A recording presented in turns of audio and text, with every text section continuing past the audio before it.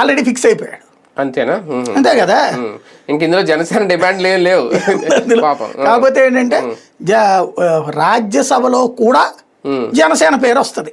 అంతే, జనసేన కోట ఇచ్చినప్పుడు. ఇప్పుడు లోక్సభ ఇద్దరు, ఇద్దరు ఉన్నారు. తనేది ఎమ్మెల్సీ ఇద్దరు వచ్చారు, ముగ్గురు మంత్రులు, అసెంబ్లీ.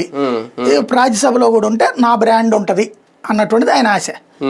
అది లింగమనేని నేను చేస్తానండి అని చెప్తున్నాడు. మరి ఏ ప్రాతిపదికన లింగమనేని పేరు కన్ఫర్మ్ చేసుకున్నారు మనకి తెలియదు.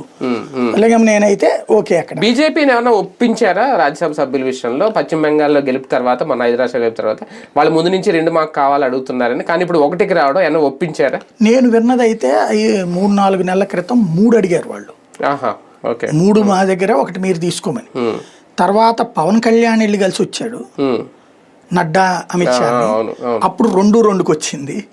తర్వాత చంద్రబాబు వెళ్ళి అమిత్ షాని కలిసి వచ్చాక 3-1కి వచ్చింది. 2+1+1కి వచ్చింది. సరే, 1 ఇస్తే సరిపోతుంది అనేది. కూటమిగా 4 వాళ్ళకి ఉపయోగపడతాయి కదా. బీజేపీ ఎందుకు కోరుతోందంటే ఈ మహిళా రిజర్వేషన్ బిల్లు, నియోజకవర్గాల పునర్విభజన బిల్లు ఖచ్చితంగా ఇంకోసారి తీసుకొచ్చి అమలు చేయించుకోవాలనుకుంటోంది. ఇప్పుడు వాళ్ళకి బోనస్గా 7 రాజ్యసభ సభ్యులు వాళ్ళు వచ్చారు, ఆమ్ ఆద్మీ పార్టీ వాళ్ళు. అట్లాగే రేపు కనుక ఉత్తరప్రదేశ్లో బీజేపీ మళ్ళీ గెలిస్తే